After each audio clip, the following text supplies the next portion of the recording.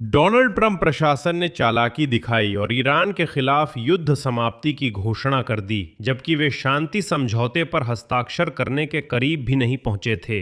पिछले दिन white house ने आधिकारिक तौर पर अमेरिकी कांग्रेस को सूचित किया कि संयुक्त राज्य अमेरिका की सेना ने ईरान के खिलाफ सैन्य कार्रवाई समाप्त कर दी है, और वो भी अप्रैल की शुरुआत में ही। लेकिन ऐसी घोषणा सिर्फ एक चाल है जो युद्ध खत्म होने की बजाय उल्टा दर्शाती है, क्योंकि इसी समय ट्रंप ने ईरान द्वारा पेश नए शांति समझौते को खारिज किया। आज तेहरान में बताया गया कि प्रस्ताव में क्या था और ट्रंप के इनकार के बाद निकट भविष्य में समझौते की उम्मीद क्यों नहीं करनी चाहिए। पेंटागन ने कहा कि अमेरिका ईरान की नाकाबंदी मजबूत कर रहा है, जो अब उन सभी जहाजों पर लागू होगी जो ईरान से जुड़े हैं या अर्मुज जलडमरू मध्य से गुजरने के लिए ईरान को भुगतान कर चुके हैं। वे ईरान की इस आय के स्रोत को पूरी तरह खत्म करने की कोशिश कर रहे हैं। मेरा नाम अलेक्सेई पेची है।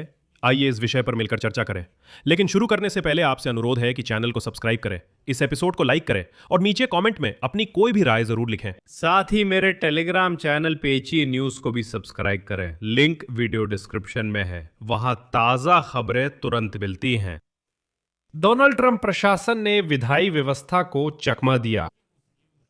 राष्ट्रपति ट्रंप ने कांग्रेस को सूचित किया कि 28 फरवरी को ईरान के खिलाफ शुरू की गई अमेरिकी सैन्य कार्रवाई समाप्त हो गई है, लेकिन उन्होंने आगे सैन्य कार्रवाई की संभावना से इनकार नहीं किया। लेकिन इस तरह की घोषणा करना जरूरी था, या तो 1 मई से पहले या उसी दिन, क्योंकि ये इस युद्ध के कैलेंडर में एक महत्वपूर्ण तारीख थी। क्योंकि युद्ध शक्तियों संबंधी कानून के अनुसार अमेरिकी राष्ट्रपति को 60 दिनों से अधिक चलने वाली सैन्य कार्रवाई जारी रखने के लिए कांग्रेस की मंजूरी लेनी होती है, और यह अवधि आधिकारिक तौर पर 1 मई को समाप्त हो रही थी। यानी इसके बाद ट्रंप के पास बिना विधायी मंजूरी के युद्ध जारी रखने का अधिकार नहीं था। अमेरिका के युद्ध मंत्री पिट हेक्सॉट ने कहा कि ईरान युद्ध के दौरान युद्ध विराम में समय गिनती पूरी तरह रुकी है, मतलब 60 दिनों की गिनती। इन 60 दिनों के दौरान अमेरिका कांग्रेस की मंजूरी के बिना सैन्य कार्रवाई कर सकता है। ये गिनती 8 अप्रैल को युद्ध विराम समझौते के समय रोक दी गई थी। अगर युद्ध विराम टूटता है तो हेक्सॉट के अनुसार 60 दिन फिर से गिने जाएंगे। आगे मैं उनकी बात उद्धृत करता हूं।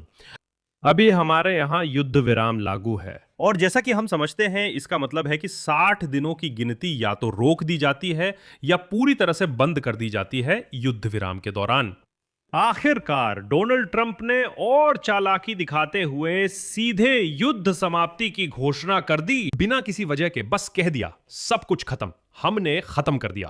सैन्य कार्रवाइयों की समाप्ति की घोषणा करके ट्रंप असल में समय की इस गणना को शून्य कर देते हैं, जिससे कांग्रेस के लिए उनके अधिकारों को चुनौती देना या वॉर पावर्स रेजोल्यूशन के जरिए आगे की कार्रवाई को सीमित करना मुश्किल हो जाता है। मुद्दा यह है कि अगर कल डोनाल्ड ट्रंप फिर से युद्ध शुरू करते हैं तो वो एक नया युद्ध होगा। अब 60 दिनों की गिनती फिर शुरू होगी जब तक कांग्रेस की मंजूरी जरूरी ना हो जाए। आप कह सकते हैं युद्ध खत्म हुआ, फिर नया युद्ध शुरू कर सकते हैं, और यह सिलसिला अनंत चलता रह सकता है। आखिरकार कांग्रेस को आधिकारिक पत्र में डोनाल्ड ट्रंप लिखते हैं, उद्धरण, 7 अप्रैल 2026 को मैंने 2 हफ्ते के लिए युद्ध विराम का आदेश दिया। तब से समझौते की अवधि बढ़ा दी गई है।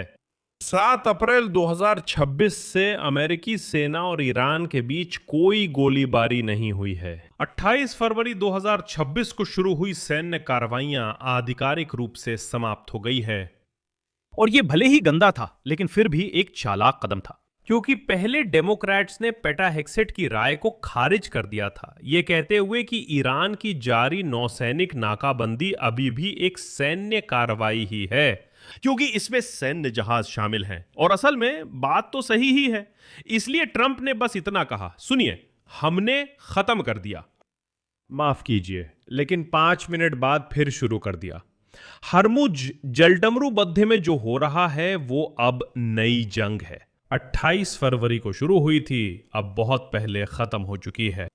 सेनेट में रिपब्लिकन ट्रंप के साथ हैं और गुरुवार को प्रस्ताव रोक दिया गया। सैन्य अधिकारों संबंधी ये प्रस्ताव ट्रंप को ईरान के खिलाफ सैन्य कार्रवाई रोकने या अनुमति लेने के लिए मजबूर करने के लिए थी। विधेयक 47 के मुकाबले 50 वोटों से असफल हो गया। साथ ही रिपब्लिकन सेनेटर स्यूजन कॉलिंस और रैंड पॉल ने डेमोक्रेट्स के साथ वोट किया। आखिरकार ट्रंप ने स्पष्ट किया कि वो भविष्य में सैन्य कार्रवाई के लिए अब भी तैयार हैं और सैन्य अधिकार कानून के तहत इन्हें अलग अलग सैन्य कार्रवाइयां मानते हैं। आगे मैं ट्रंप का एक और उद्धरण देता हूं। अमेरिका का रक्षा मंत्रालय जरूरत और उपयुक्तता के हिसाब से अपनी जिम्मेदारी वाले क्षेत्रों में सेना की तैनाती अपडेट करता रहता है, ईरान और ईरानी प्रॉक्सी बलों से आने वाले खतरों का मुकाबला करने के लिए, साथ ही संयुक्त राज्य अमेरिका उसके सहयोगियों और साझेदारों की रक्षा के लिए। इन बदलावों का विस्तार से वर्णन इस खुले पत्र के गुप्त परिशिष्ट में किया गया है। यहां यह याद दिलाना उचित होगा कि कल ट्रंप ने ईरान की शांति पेशकश को ठुकरा दिया था और आज खुद ईरान ने बताया कि उस पेशकश में क्या था। इसमें अर्मुज जलडमरू मध्य में नौवहन बहाल करने और ईरान पर अमेरिकी नाकाबंदी खत्म करने का प्रस्ताव था, जबकि परमाणु कार्यक्रम पर बातचीत बाद में करने को कहा गया था। प्रस्ताव के अनुसार युद्ध तभी खत्म होगा जब इजराइल और अमेरिका ईरान पर हमला नहीं करेंगे, तेहरान अर्मुज जलडमरू मध्य खोलेगा और अमेरिका नाकाबंदी हटाएगा। वह सब कुछ युद्ध से पहले की स्थिति में आ जाएगा। इसके बाद ईरान के परमाणु कार्यक्रम को सीमित करने के बदले में प्रतिबंध हटाने पर बातचीत होगी। इस दौरान तेहरान अपने शांतिपूर्ण उद्देश्यों के लिए यूरेनियम संवर्धन के अधिकार को मान्यता देने की मांग करेगा, भले ही वो इस गतिविधि को अस्थायी रूप से रोकने पर सहमत हो जाए। यानी असल में बात वहीं की वहीं रहेगी। ईरान अपने यूरेनियम संवर्धन के अधिकार को बनाए रखने की मांग कर रहा है, जो अमेरिका के लिए बिल्कुल भी स्वीकार्य नहीं है।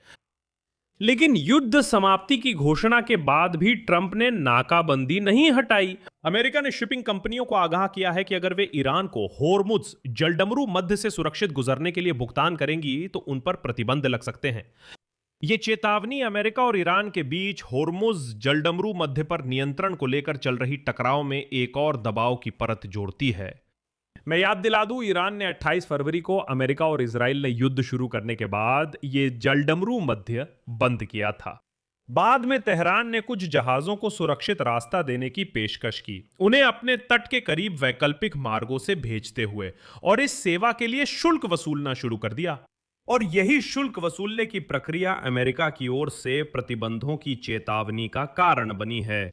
भुगतान की मांगों में न केवल नकद बल्कि डिजिटल संपत्तियां, अनौपचारिक स्वैप या अन्य वस्तु विनिमय के रूप में भुगतान भी शामिल हो सकते हैं। आसान शब्दों में, अमेरिका देखेगा कि कौन ईरान को जहाजों के गुजरने का भुगतान कर रहा है। अगर यह साबित हो जाता है कि भुगतान किया गया है तो ये कंपनियां, ये जहाज मालिक अमेरिकी प्रतिबंधों के दायरे में आ जाएंगे। कुल मिलाकर ट्रंप ने इस चरण में स्पष्ट रूप से आर्थिक नाकेबंदी के जरिए दबाव डालने का फैसला किया है, ताकि ईरान की अर्थव्यवस्था को कमजोर किया जा सके और तेहरान की सरकार को उसी परमाणु समझौते के लिए मजबूर किया जा सके। लेकिन एक चालाक कदम उठाया गया। अगर आपसे छूट गया हो तो युद्ध खत्म हो चुका है, एक नया युद्ध शुरू हो गया है। मैं यही विराम लेता हूं। अपनी राय और अपने निष्कर्ष कमेंट्स में लिखें, चैनल सब्सक्राइब करें, घंटी दबाएं और लाइक करें। अगर आप इस YouTube चैनल के काम को सपोर्ट करना चाहते हैं तो मैं इसके लिए आपका आभारी रहूंगा। आप ऐसा इस वीडियो के डिस्क्रिप्शन में दिए गए किसी भी डोनेट लिंक या डिटेल्स के जरिए या फिर अपनी स्क्रीन पर दिख रहे QR कोड से कर सकते हैं। मैं आपके किसी भी तरह के समर्थन के लिए आभारी रहूंगा। बस इतना ही। अपना ख्याल रखें। सबको अलविदा।